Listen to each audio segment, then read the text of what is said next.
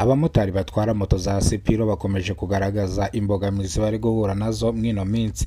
Bavuga yuko kubona umuriro ari ikibazo, abamotari babaye benshi batwara moto za sipiro kandi amasitasiyo ya sipiro akaba ari makenya. Ni mu gihe umumotari asigaye ategereza batiri amasaha 2 atarabona batiri. Abamotari bavuga yuko ibi ngibi bibateza ibihombo bikomeye cyane, kandi bavuga yuko n'umuriro batiri bayurije, batiri bayishyuraga ibihumbi 2200 none ikaba igeze ku 2500. Bavuga ko bakomeje kuburiza umunsi ku munsi ariko na batiri ntibazibonera igihe.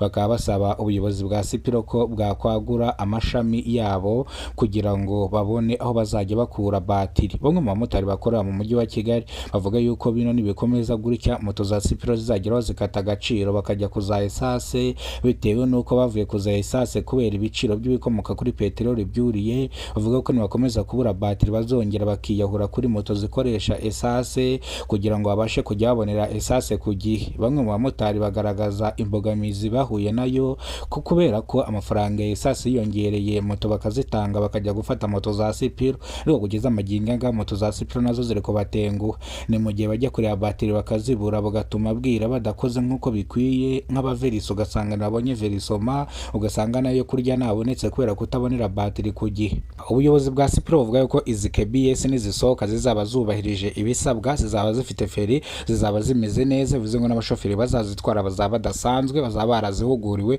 Bityo rero ubuyobozi bwa sipiro bwagaragaje bisi buzasohora nk'uko uri kureba kuri kamera zawe za Kidasamura TV Rwanda. Iyo ni KBS izasorwa n'ubuyobozi bwa sipiro bitarenze umwaka wa 2027 nibwo iyi bisi izasohoka mu mujyi wa Kigali ikajya itwara abantu n'abantu. Abaturage ntago bemeranwa n'ubuyobozi bwa sipiro, bavuga yuko na moto za sipiro ari ibibazo, bagiye kuzana na bisi ya sipiro. Abaturage bavuze ko izi bisi bazisubizaho bazikwene bazazigeza hano mu Rwanda, izi KBS bazazereka n'ubundi hano mu gihugu cy'u Rwanda dufite KBS nyinshi cyane, rero bikomeza kutwongerera ibibazo. Izo KBS zanyu zigumane na moto zanyu zitugeze turahazi.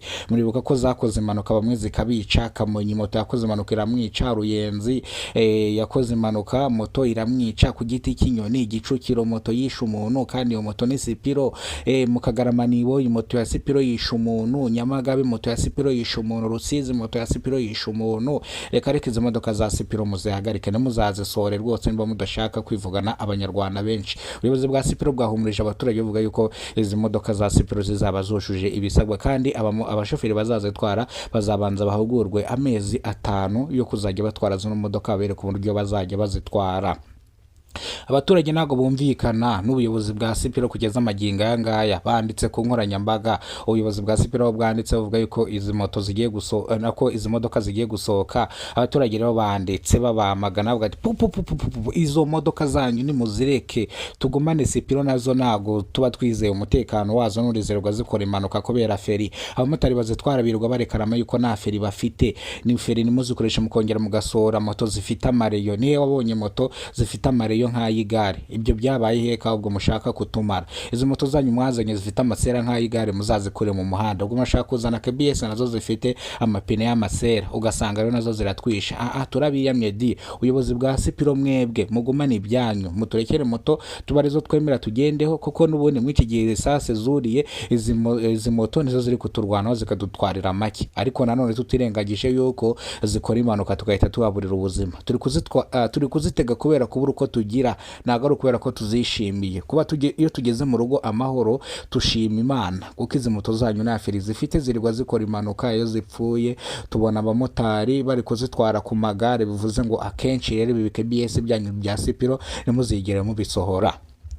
Ukuri kwa nyako ubuyobozi bwa sipiro bwagaragaje buvuga yuko abamotari impamvu bagiye bakora impanuka kenshi ni ukubera ko batari bazi yuko izi feri z'izi moto iyo amavuta ashijemo zidafata. Ubwo abamotari bazitwaraga ntago bitaga kureba yuko amavuta ya feri yashijemo, kuko iyo yashijemo ntago zino moto feri zifata.